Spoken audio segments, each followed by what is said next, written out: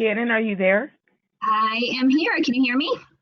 I can, yes. I just sent you a invitation to share your screen so that Okay. others can see your screen. So I just want to make sure you got that before we get started. Yes. So should I share that now or should I wait? Once. If you want to wait a couple minutes, you can. I just want to make sure your computer is good to go and you feel Yeah. comfortable and all of that. All right. Yeah, I have that pop up right there on my screen. I'm just getting into the right page of command so that I No don't have worries. You still have a little bit of time, so it's stuff no on the problem. back. Yeah, no, thank you for logging in early with me. I appreciate it. I've done No go-to problem. meetings before, but you know, when it's the regional training, I want to make sure that, No, it's all good. You're fine. that I'm not messing up. You're So fine. I think I'm going to present this to the audience today as a little bit of a of like a 2.0 tips and tricks. So anybody that's watching that can do, you know, that hasn't been in Docusign, it's still going to be helpful to them in Command and Docusign, but it's not going to be a basic training. Sure. However you plan on doing it, I'm sure will be great. Okay. And it'll give everybody the necessary knowledge, so you'll be fine. And what I'm gonna go ahead and do is I'm gonna make sure I have some things squared away on my end. As long as you have the invite, you should be good to go. And when you're ready to share your screen, you can do that. And I would recommend starting promptly at 11 a.m. Okay, and so then I'll just go, and then when I finish up, so how long do you want me to go? Is it like 45 minutes and then ask for questions, or how does that? That would be fine. So intermittently, people will ask questions, and I'll be able to share that with you. I'll be able to forward those questions over to you, and then I will, when you're ready, when you're done with your presentation, I'll open the communication lines, and anybody that is online, as there are some people right now online, they can themselves and they can ask you questions specifically. Okay, and then on the so like the go-to meeting pop-up is on the right hand side. So I need to minimize that somehow, or so that they can see my whole screen. Is that right? No, so I would leave the pop-up I just sent you. I would leave it open, and No, then well, okay. when you're ready to broadcast, you should be able to. Like right now, I see my screen. So once you accept the invitation, it'll allow us to see your screen and your computer, and then that's what everyone will be able to see. And I so just when you're mean ready, on the right hand side, like there's where it has like all the information, like where the chat is, and says how many attendees there so are, and there's right. So there should be a maximize button yeah. over there, which will allow you to maximize and look at it a little bit in more detail. Okay. So I don't want that. I just want to be able to I'll just move it, so then I don't feel like everybody's like I'm blocking part of my screen. And you won't be, like, that's for your convenience, so everybody will still see your screen as it. Oh, They won't okay. see that. Got it. They won't see that pop up. No, that's for your convenience. Got it. Okay, so I just have to make sure I move it so it doesn't block parts for me. Okay. Of what Awesome. you see, right? Got it. Okay, perfect. So I'll go ahead and share my screen in just a minute and talk.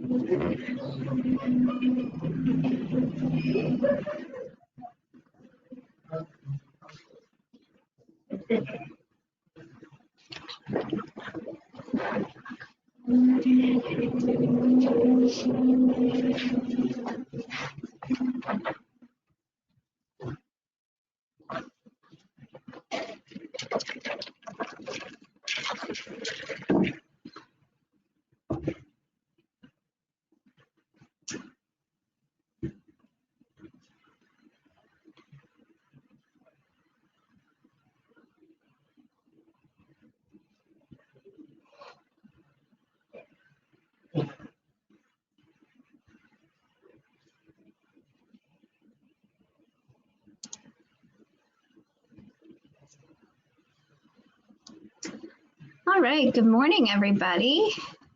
I am so happy to be here with you guys. I'm going to give it a few minutes, and at 11 o'clock, we will get started on compliance in Command and Docusign.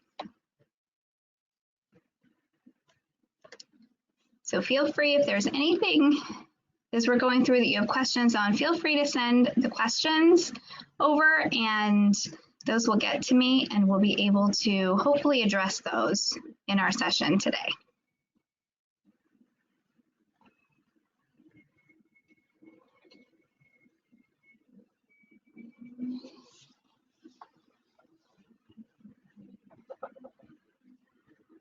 Should have got some music for you guys this morning. That's okay. I'll know better for next time. So we have about 3 minutes to go before we get started.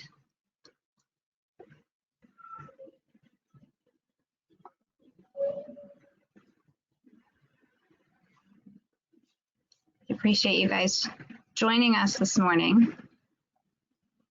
Such a fun topic, compliance. But compliance is the gateway to commissions, so it's super important.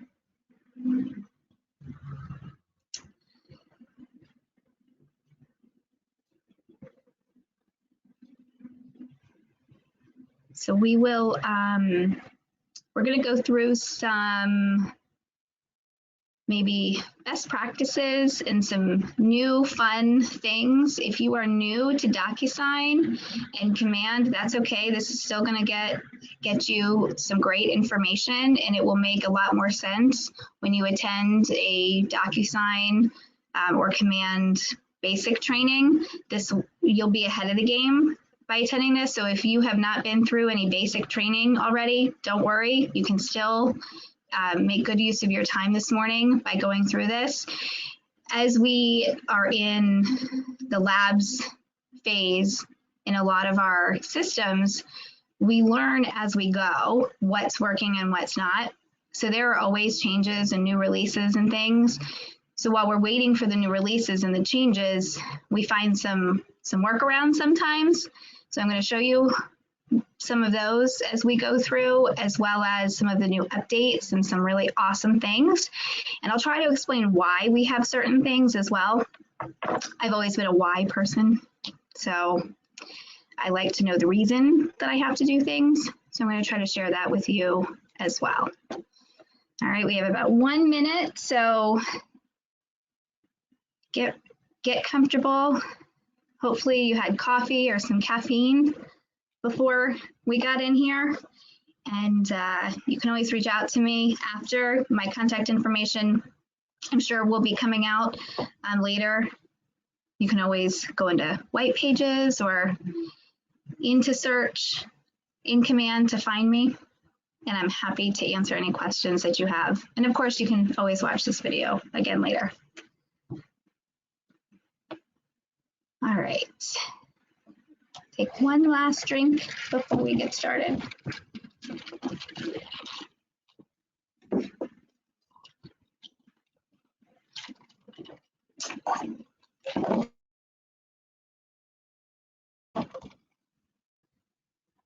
And again, for those of you that are just joining us, if you have any questions as we're going through or anything specific that is a challenge for you, go ahead and send your questions over and we will try to address them. Hopefully I will address some of that as we go through. All right, it's 11 a.m. Good morning, everybody.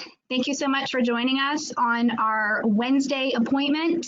It is 11 a.m. and I am Shannon Lauterstein. I am the supervising broker for the Falls Church, Kingstown, and Fredericksburg Market Centers.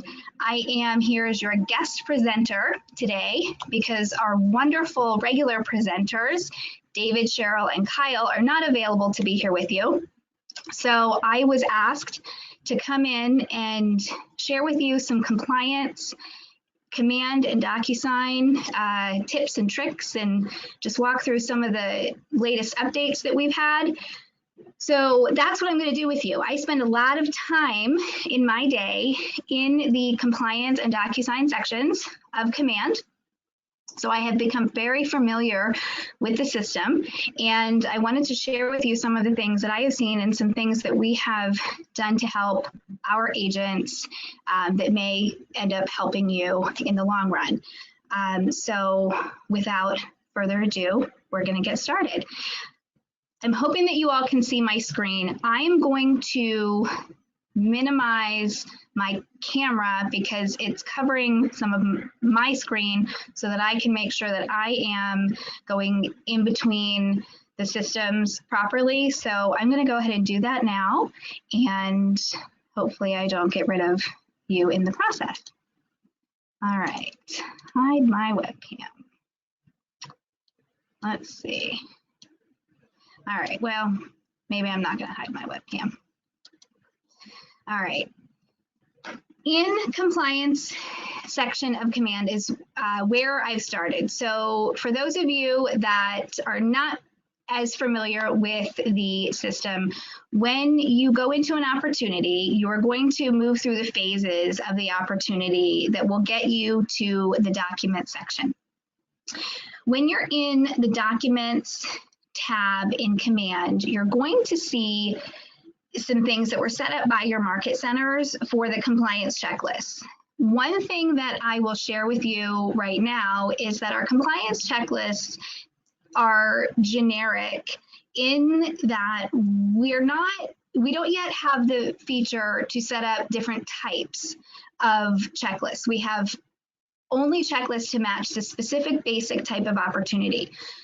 So when you run through these, you're not going to find in your market center something that's specific to a new construction or something that is specific to a referral transaction, right? You're going to find listings and buyers and rentals. That's what you're going to find. And so in your compliance coordinators and brokers have done their best to put together these checklists of items that they're looking for so that they get the best possible combination of documents to get you through the transaction and get you all the way through to your commissions, okay? So I'm going to show you what some of these checklists look like, and we're going to talk a little bit about the why behind some of it, and then I'm going to show you how to manipulate the checklists and how you connect with Docusign, some of those things, okay? So that's where we are going to start, all right? So I'm just going to move this a little bit out of the way. So we are in one of my sample opportunities where I have been working when I do some of my trainings. And one of the things that I do with, oh, there we go. I turned off my webcam. Okay, I am a little technology savvy when I need to be. One of the things that I train in here is to make sure that you are adding files in a way that is how your compliance coordinators have set them up. So when you come in this example, it's a listing. When you come in, you see a whole list of things that were put in by your compliance coordinators. I have set these up for our market centers. So what you see on my screen is what I've asked for on a listing. I have asked for a tax record, copies of a power of attorney if it's necessary, the different agreements to be spread out. So this is everything that I have asked for. on the listing side. If you look over on the left-hand side, it says changed. That means something has happened in the opportunity with the documents. Under contract and closed, don't actually say anything. And that means that no documents have actually been uploaded. If you see open next to it, that means that you have uploaded a document and you have not submitted it to the Market Center for review. So that's how you know whether something is actually happening inside of that folder, is based on what's happening over here. One other thing you can look at over on this side, which is something that was added maybe in the last 2 months, is adding a comment to the folder versus just the document. For those of you that have been working in Command for a while, you've seen that when a document gets rejected, the compliance broker or whoever is reviewing your documents could send you a note based on the specific document, but they couldn't send you a note based on the specific opportunity or folder. So when you came in, you were looking at the specific document, and it says, when you hover over it, it actually tells you what the note was that was sent back by your compliance coordinator. So this says testing history of notes. Okay, that's what I typed when I rejected this document, because I wanted to have something in there that was typed. Now, if I had this opportunity submitted to me as the broker, it's very incomplete. So I might approve the documents that were submitted, but I'm missing things. So I want to return this to the agent and say, hey, Sally Smith, can you please upload a copy of the DPOR disclosure and the understanding your rights and your cybersecurity notice? Before, I didn't have anywhere to do that. Now I do. Now, when you click add a comment, you can enter a message, and I'm going to show you what that looks like. So here, I'm going to add a message, and David is our Market Center assigned Director of Technology. So he comes up. So I'm going to send him a test message. So I'm going to say, hi, David, this is a test message for our training. Okay, so now when I add a reply, it comes in there. Now you saw that I did the @ sign. The @ sign is how you choose who you're sending the message to within your opportunity. So you can send it to anyone. So I'm going to X out of this, and now I'm going to show you that there's a little box right here, right? It's a little conversation box. That shows that you've actually had notes that are going back and forth between your compliance person, maybe people on the team are sending notes back and forth to each other. The notes are there. If you just want to put a note in just to add a comment, you can do that as well without putting the @ sign. And then the comment will just be there. So you do add a comment and you type your note and hit reply. And it's just there. So it's no big deal. Then you can see that. Now for the agents, if you want to know whether you got a note back from your broker, from your compliance manager, how are you going to know? It doesn't come to you in an email. What you're going to see is a little red dot up here in the top for your notifications by the bell. There's going to be a little red dot, and you can click on the dot. And right here it says I don't have any notifications. If you had a note, it would say something. It's also going to give you a list of notifications here that tell you whether or not your compliance has been updated. It will say that your broker has updated something or returned something or approved something. It's all going to be right here, and there'll just be a little red dot. So when you log in to Command each morning, you'll see if something's happened based on your notifications there. All right. And if I'm going too fast, please let me know, and I will slow down, I promise. So that's the one piece that I wanted to show you there, is these text boxes. You also will get a little red dot next to it if there's a reply to you. So right now, in this opportunity, if David was to log into this opportunity, he would see a little red dot next to it. So he knows that there's a message there for him. Now let's say, oops, I lost my screen for you guys. Let's say I want to add a document over here. Let's say the note that went back was, hey, can you please add your deport disclosure? Because I'm connected to the Docusign account through command, I can do add a file and get right into Docusign from here. When you start your opportunities, that is your gateway to Docusign.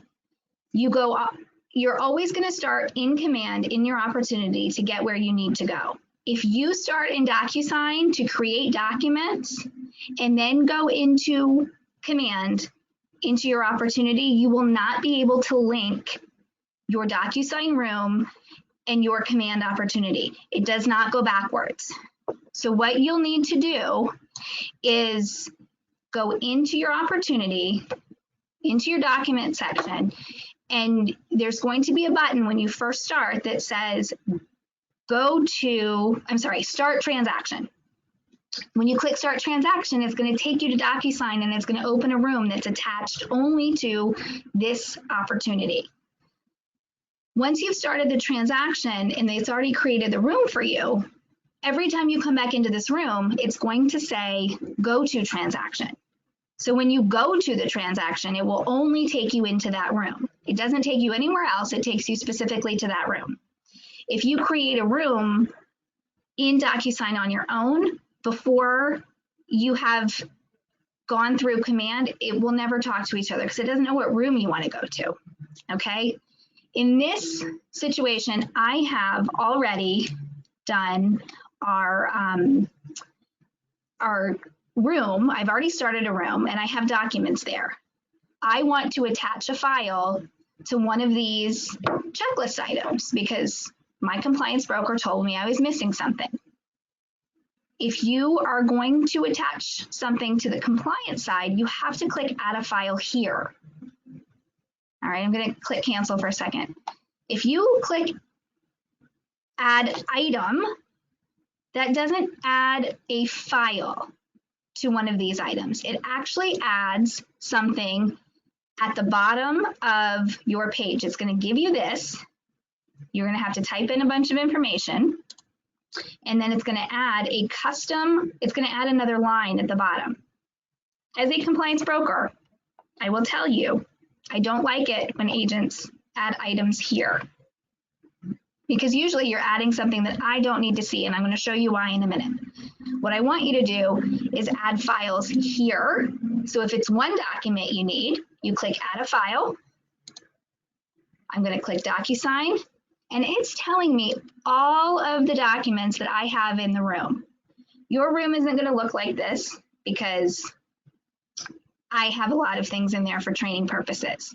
What I do want to show you though is how do you know if it's the right document? You're always going to have two versions of documents. You're going to have your form document and you're going to have the signed PDF version of the document that came back after your client signed it. So here, as an example, you see exclusive right to lease -sign.pdf, and then you see exclusive right to lease.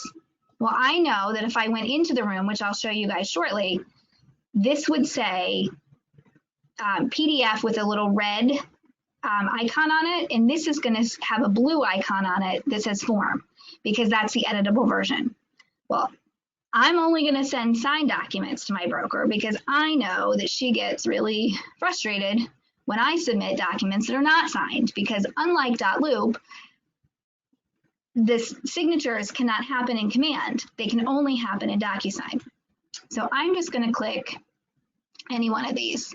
Let's do this and click assign. Awesome. So there you go. Now let's say I clicked on the wrong one. Well, you just click here and you click replace and you go pick another one. No big deal. One new feature that we have, which is super awesome, is attach multiple files. So here, let's say you have everything you need in your Docusign room and you don't want to go in and do one at a time. You're going to click on Docusign right? So Docusign's where I want to pull from. And you go through, see how this is a little grayed out, but this one gives me a drop down? That's because the grayed out ones mean there's a document there already. So it's not going to give you a choice to replace it. All of the ones that are black mean there's a hole that needs to be filled in, potentially. So what you do is you choose from the drop down which documents work. Now, I'm not choosing the correct documents on this. I'm just going to grab random ones just to show you how it works. So here, I grabbed a document. I go down here, I'm going to grab another document. Here, I grab another document. And what happens? You click attach. And now, look, I have documents attached to all of those. So you can do it all at once instead of doing one at a time. That is a super, super exciting update that they rolled out recently for us. So that way you don't have to go in one at a time. It saves you time. The whole idea behind Command in general is that it's one-stop shopping. It's leverage for you as the agent to be able to go in one place and have all of your information, do all of your activities. It's going to be able to free up your time to do what you do best, which is be with your agent or be with your clients, right? Be an agent, be with your clients. So that's exciting. While we're in here, I want to show you something else. Do you see where it says listed? This is actually going to be more appropriate on the under contract folder. It's not really going to apply on a listing or a buyer consultation. But on the under contract side, here you see it says under contract V2. That's because you can add a version. In our market right now, we're seeing situations where contracts are being released or voided for one reason or another. And you still are required by law in Virginia to turn in all of your documents to your broker, even if the contract doesn't go to closing. So we, as the brokerage, are required in Virginia to keep copies of all of the ratified documents from 3 years of ratification or closing. So if it gets ratified and it doesn't close, we have to keep it for 3 years from ratification. So what happens is some agents will come in and they will have had a contract that was ratified and they will go in and they will replace it with a new contract. Well, what we'd like you to do is complete this entire folder, right? And then go here and do add a version, call it whatever you want, and then create a new version. And that way there are layers for all of the contracts. So we, from a compliance standpoint, have copies of everything that was ratified. So here, when I click the regular version, you can see that we have all of the original version. And now, look, it says open over here, right? That's a super important thing for us to know from the compliance side, is that there are actually documents, because sometimes agents forget to go in and submit their documents. So I know if I'm looking for something as the broker, I can go and say, oh great, under contract it says open, maybe the ratified contract's there. I can look for it. It's better if it's submitted, right? But at least I know there's something there. All right, does that make sense to everybody? Something else that I'll show you on this page is the add a new custom folder. So all of those extra documents that you want to submit or you want to have in Command, they just go right over here. Click add custom folder, enter the folder name. Look, let's call it home inspection. And here you can add all of your home inspection documents. You can add a copy of the home inspection, a copy of the radon, copy of the inspection contingency removal addendums, anything you need. You can put right over there because they're not compliance related. However, there's something you want to keep. I've seen agents that put copies of their photos in here and in their marketing documents. Whatever you want can go right in there. Okay, so that's this page that I want to show you. We're going to go into Docusign in just a second. I want to move this part of the screen over. There we go. One thing that I also want to tell you is that when you go in to your opportunity and you're making changes to any documents. So if you replace a document, if you add an additional document to the folder, when we are as brokers and as compliance coordinators in the market centers, we know every time something's changed, resubmitted, or initially submitted. And we are prompted to review all of the folders that are submitted that are in changed, resubmitted, or submitted status. So be conscious of what you're adding in these folders, because if you add something that your broker has already approved the entire folder, and you go back and add something down here that really should go in a custom folder, your broker is going to have to look at it again. And you might not want to be sending it to them. They might not need to look at it. Okay, does that make sense for everybody? Awesome. Before we go into Docusign, let me show you this. Timeline. This was just released last week, I think. And in the timeline, this goes back only to when it was released. So, okay, February 28th. It shows everything that's happened in your opportunity right here in this timeline. This is awesome. So if you forget when you did something, or if you want to know what was happening, or if you have other people on your team that are working with you and you want to know when they did something, if you want to know how long it takes me to approve something, if you're in one of my market centers, from when you submitted something to when I actually looked at it, you can check on me and see in here how long it takes right in the timeline. I'm going to go back to documents, and we're going to go to transaction, which is going to take us to our Docusign room. And this Docusign room, it has an ID that's unique. It was created back in September. So that's when I started training on this specific one, was back in September. So many awesome things have changed since September in this. It just keeps getting better and better. I love it. So it takes you to the documents section of your room. A best practice to remember when you're in your Docusign room is you move left to right. Even though it pops you into the Documents tab every single time, you are always going to start on your Details page. So always remember to go left to right. And there are certain things that say required to close that you have to have filled in. You just do. So always go back to Details, fill in your details, then go to your Documents tab and start adding your documents. Add documents. So you see here, you can add documents from your computer. That's a PDF. Docusign forms, you can add. Zip forms, if you have a Zip Forms account, you can pull documents in directly from Zip Forms that go right in here to your room, and you just fill them out just like you would a Docusign form.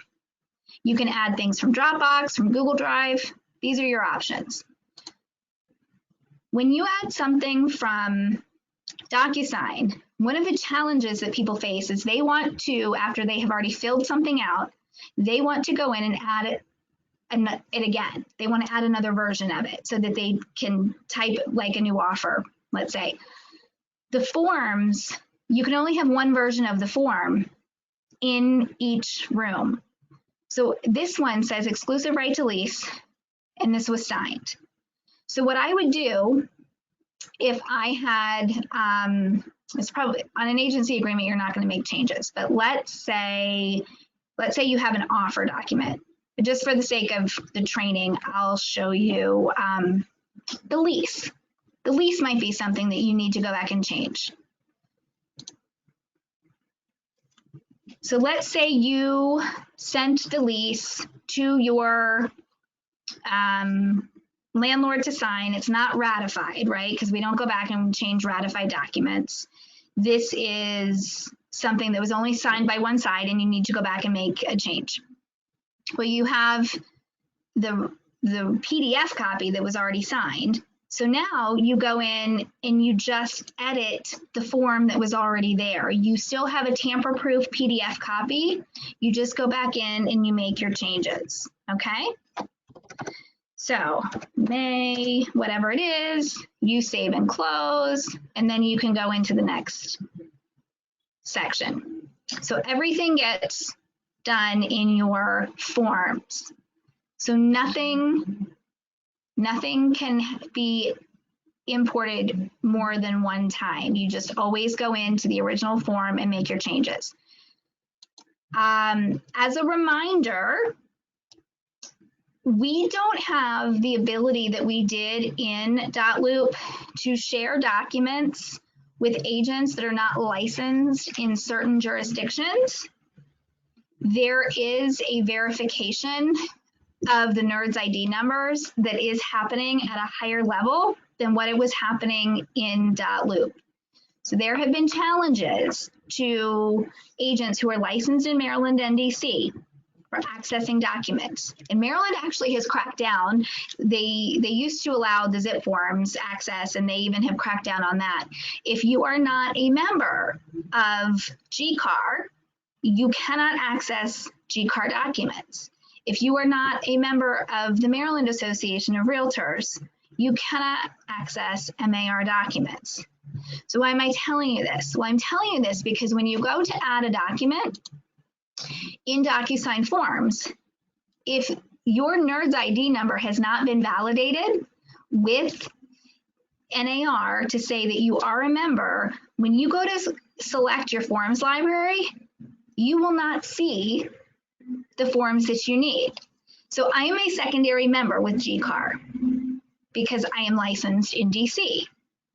So I can access the DC forms library here. I cannot access the Maryland forms because I am not licensed in Maryland. Secondary membership to both jurisdictions is not prohibitively expensive as a cost of doing business in those locations. So if you're having trouble accessing documents, the first thing to ask yourself is, am I a member of those realtor associations? At the bottom of all of the pages, it's copyrighted to say only for use by members of those associations. Northern Virginia Association of Realtors has allowed the bypass of the NERDS ID number because we do have so many smaller associations that work off of the NVAR forms like DAR and Fredericksburg Association of Realtors. We have so many small ones that there was no way that they could add all of those right now. So at some point later, they may require the NERDS ID validation because they've added those secondary smaller associations that are using NVAR forms. But right now, those are the only ones that you can access at a major level to bypass. Okay. Another thing that I would like to show you in here is a best practice on using pre-tagged roles. This is something that we are waiting for some correction on. We've sent this to Docusign, and as you guys notice things like this, send them to David. He is keeping a list. He's communicating with his people to make sure that they know some of the challenges that we're facing. So what I want to show you is what happens when you are choosing some different documents that might have the same type of individual where they're called something different. So for example, we're going to do let's just do residential sales contract, financing addendum. Let's grab a couple others. Exclusive right to sell, conventional financing. Let's see what these look like. When we click on these, what happens is only these ones, when I check the box on the left-hand side, if I click here on the pen to go to Docusign, only those documents will come into the envelope. I don't have to make a big separate folder for them. I don't have to really make it complicated. When you bring them into the envelope, this is where you can actually reorder the documents. So if I was sending a contract, obviously I would already have the exclusive right to sell would have been signed long before I'm doing a contract. But I want the contract document first, and then I want conventional financing, and then I'm going to want the inspection contingency. I want them in a certain order. So this is where you can actually reorder your documents however you want them. Okay. When you are adding people, you have three options when you're using a Docusign form. You're going to have pre-tagged roles, you're going to have email addresses, and room participants. For this exercise, we're choosing pre-tagged roles. And for pre-tagged roles, what happens in certain circumstances is you have the exclusive right to sell here. So that didn't bring in the clients, but it brought in the agent and the broker. And you have here buyers 1, 2, 3, and 4, unconventional financing, sellers. What this does is this shows you what the role is for each person in the documents for the pre-tagged roles. Something that you will notice that happens in some of our documents is that we have a role where a seller is called an owner, or a seller is called an authorized signer. And what that does when it populates here as a pre-tagged role is it actually calls each role a different person. So if you have your seller in my room, it's my seller's name is Grace Lillian. So if I had Grace Lillian as my seller and her role was seller, her role was owner, and her role was authorized signer, in the same set of documents, she would receive 3 different emails so that she would have 3 different roles, basically. So what our best practice is here until everything is updated is to choose the document with the pre-tagged role that has the most initial blocks so that fills in for you, and then do not choose it on the other document, and then just bring them in. So that's something that I wanted to point out to you so that you would be looking at what the role is. Make sure if you're choosing a pre-tagged role that you're choosing roles that match. Okay? It's something that I know has given a little bit of heartburn to some of our agents when their client gets multiple emails because of the different roles. So Docusign has been asked to update the roles on all the documents so that they're called the same thing, so that on every document for a contract, it shows the buyer's the buyer or the buyer's the purchaser. All right. In your room, you also can organize your room based on folders. So here, you'll see that when you add documents, they're added in alphabetical order. So if I went in and I added a document, any document, and don't worry if your screen goes gray a little bit when you're adding a document. It used to do this for much longer. now it only goes gray for just a minute sometimes while it's pulling up your forms libraries. Let's say, oh, you see these check marks? That means they're already in my room, so I can't add them again. Let's add exclusive right to sell land and FHA addendum, add. So when it resets for me, I have to scroll to find what I just added. Right, here we go. It shows the date, so I know that that's the one I just added. But it puts them in alphabetical order, not the order in which you added the documents. So over here in Actions, you can add a folder and you can clean up what your room looks like. So I could say Docusign Forms. So I could create that folder. So it's just forms. So what I could do is say, all right, I want to pull out all of the forms from this room so that all of the ones that I can edit, I'm going to move. You can just drag and drop them. Okay, just drag and drop. And that way the room is a little cleaner for how you want to look at it. If you want to keep them all in one folder, keep them all in one folder. That's completely up to you.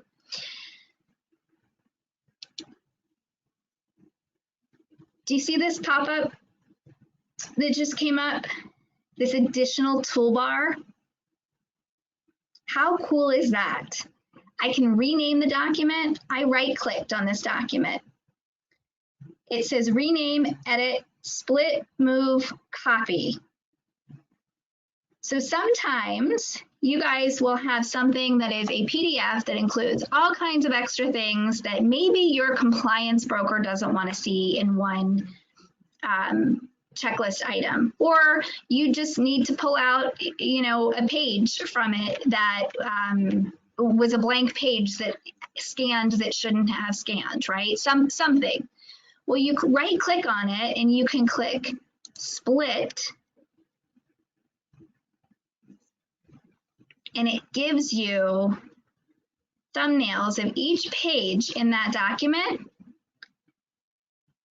So you can come over and say, all right, I need pages, let's see, this is going to be page first part of document, call whatever you want.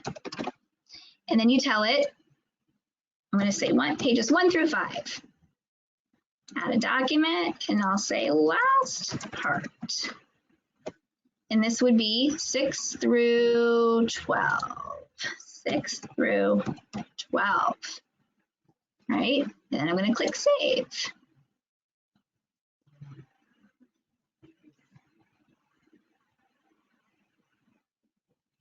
And look, it's in alphabetical order. First part of document and last part of document. So I split it, and now it says it's a PDF. Now let's say I wanted to combine the documents again. So let's click through. Oh. You can actually combine the documents back through, and I don't.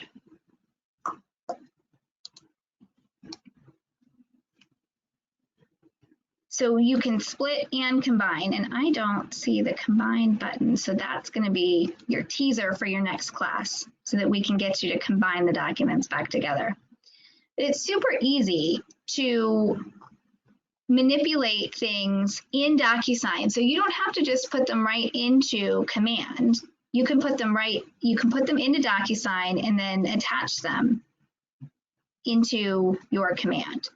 So right now, what I'm going to do, because we're leaving the teaser of how you combine the documents back together for our next class, I'm going to open this up for your questions. Because it is 11:40, and we just went through a lot of information.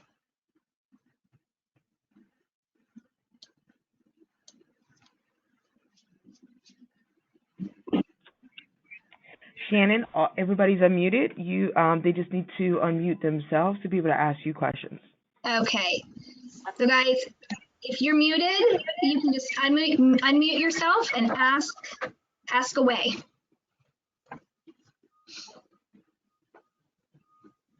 You saw my question earlier. Is it a good practice to archive form documents once signed, just to keep the room better organized? So you can, and that's completely up to you. How you keep your room is agent specific. That's one of the great things about having the compliance section in Command that's separate from the rooms is that we, on the admin side, we don't go into the rooms very often at all to see what's happening. So it's however you want to set it up is up to you. We just need to see certain things in Command on the compliance side. Okay, thank you.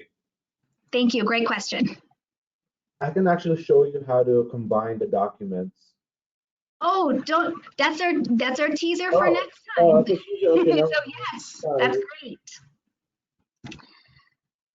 But it is, right? It's super easy to combine them. Yes, yes it is. Yes. Awesome. Thank you.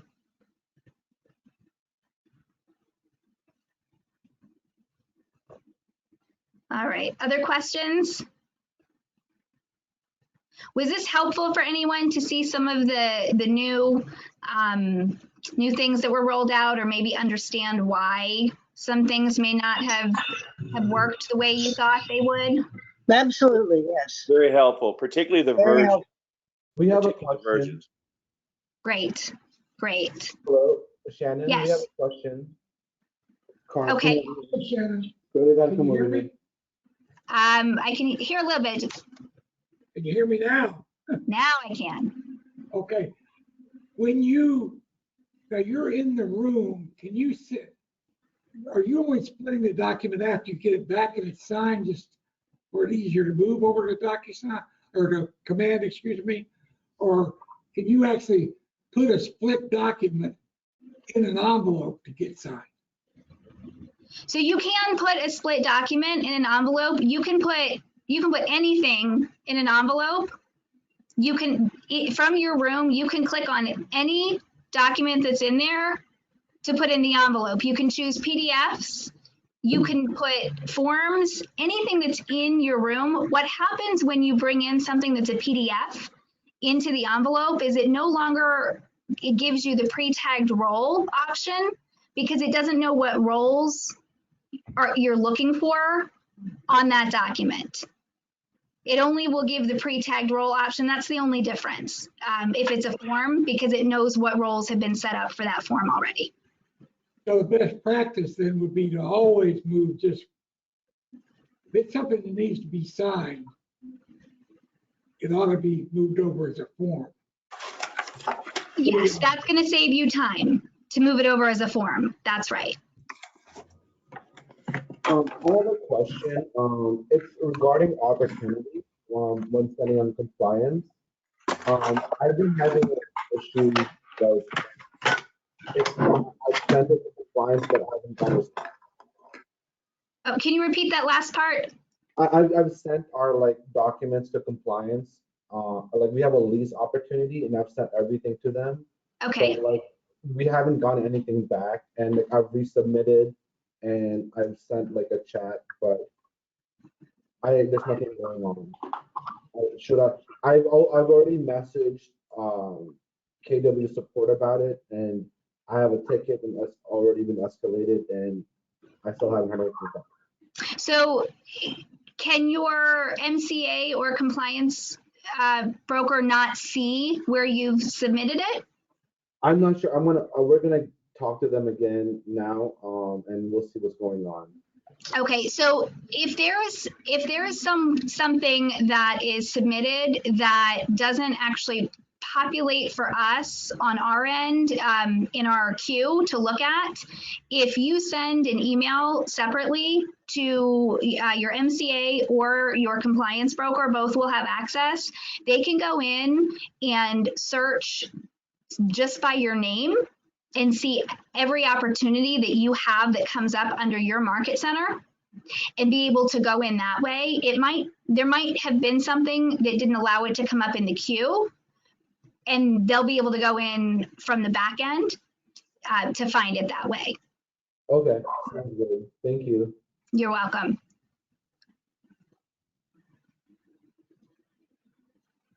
All right. I just texted you a question. Okay, let's see if I can open the questions. Okay, so is that If a buyer buyer offer? yeah, doesn't go through, it's declined. Is it best practice to archive that opportunity or to update the property details with a different property address? Yeah, that's a great question. And what I would say on that is the best practice would actually be to update the property information and continue to work through the opportunity with that buyer and not create a new opportunity. Because as you're looking at your opportunities and your buyer is your opportunity, not the home that they're looking to purchase. So updating the details for that buyer would be the best practice. And you can archive it if you want to. I think it could skew your numbers as far as conversions and things, depending on how you handle it. That's also why you can have the versions if you have someone who is ratified and then comes out of the contract either void or is released. You're going to keep everything for that client, right? Your client is your opportunity, not the particular home. Does that make sense? Very much. Okay, awesome. Great question. Great question.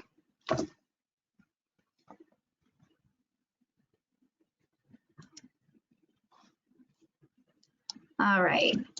Other questions for me?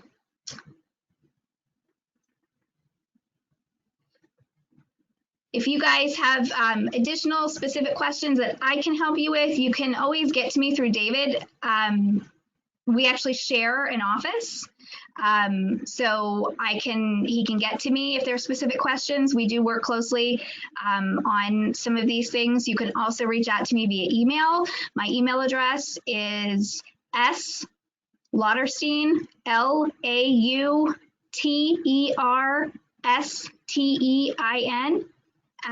@kw.com. So of course you can always search me in the system, Shannon Lauterstein. I'll come up in Fredericksburg, Kingstown, and Falls Church. And if you're, if you're running through some challenges with your compliance brokers or with your MCAs, they can reach out to me as well. We can try to troubleshoot some things before it gets escalated to the angels. I'm happy to help. All right, I'll give one last shout out for questions, and then I'll let you guys get back to your day.